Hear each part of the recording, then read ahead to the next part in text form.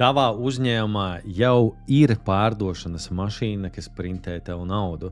Tu vienkārši to neizmanto. Kāds uzņēmums, kur es esmu auditējis un ar ko es strādāju tagad, no pēdējiem 6 darījumiem ir noslēdzis 4 no rekomendācijām un ieteikumiem. Bet viņu pēdējiem 100 klientiem neviens nemaz nebija paprasījis, vai viņi pazīst vēl kādu, kuram būtu noderīgs tas pakalpojums, ko viņi sniedza. Un šodien es parādīšu, kur tu vari atrast šo naudu un ģenerēt, vienkārši uzdodot pāris jautājumus. Kāpēc ieteikumi ir tava labākā kārta, kur tu vari izspēlēt ar klientiem, ar kuriem tu strādā?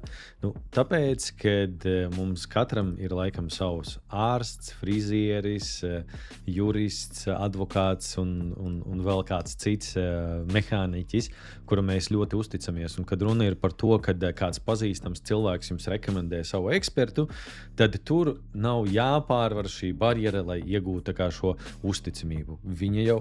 Viņa jau tur ir, un tavs uzdevums ir nenolāžot. Un iemesls, kāpēc tie ieteikumi nāk kā nāk, ir tāpēc, ka tu ceri, ka viņi vienkārši atnāks. Un es zinu, tavā biznesā jau ir klienti, kas atnāk no rekomendācijām, un tas viss ir nice. Tas tāpēc, ka tu ļoti labi un pareizi dari savu biznesu, un kāpēc, lai tevi neieteiktu kādam citam. Ja?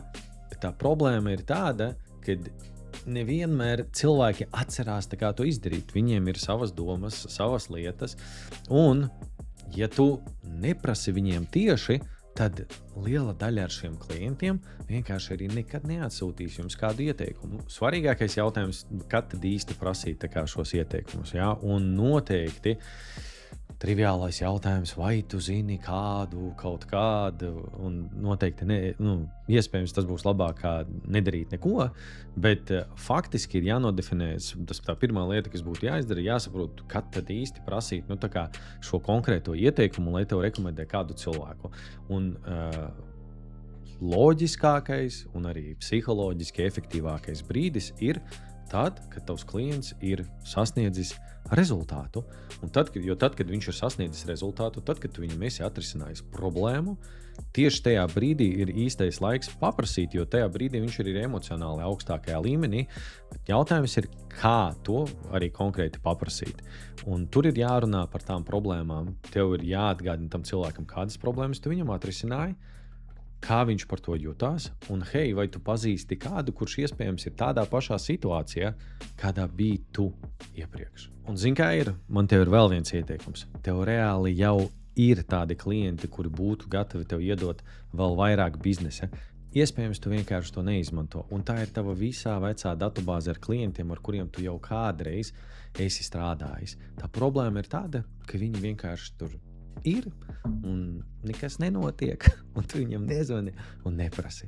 Un šeit tev ir jābūt reālai sistēmai, nevis kaut kādam gadījuma rakstura notikumam, kas notiek tajā brīdī, tad, kad pārdevējs atcerās, vai viņš ir labā garastāvoklī. Tam ir jābūt konkrētam procesam, nodefinētam, kad tas tieši notiek, kas par to ir atbildīgs, un svarīgākais, kā tad tu prasīsi šos ieteikumus. Un tad, kad visas šīs sistēmas ir instalētas tavā uzņēmumā, tad arī ir svarīgi, atceramies par cipariem, lai kāds arī ik pa laikam paskatās, vai tas tiešām tiek darīts.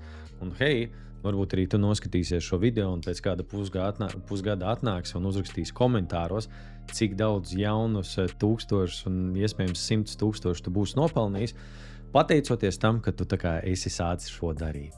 Tas, ko daru es nāku uzņēmumos un atrodu, kur tev ir noplūdes tavā pārdošanas procesā. Un ieteikumi ir viens no šiem posmiem, kur iespējams tu zaudē ļoti daudz naudas. Bet, ja ar šo tev viss ir kārtībā un tu potenciāli gribi apskatīties, lai es uzmetu aci tavam procesam, tad apakšā zem šī video ir saite, kur uzspiežot parādīsies šāds kalendārs ar pieejamiem laikiem, kad tu vari ieplānot tikšanos ar mani, un mēs parunāsim par tavu uzņēmumu un paskatīsimies, ko tur var izdarīt. Lai tev jauks vakars un uz saziņu!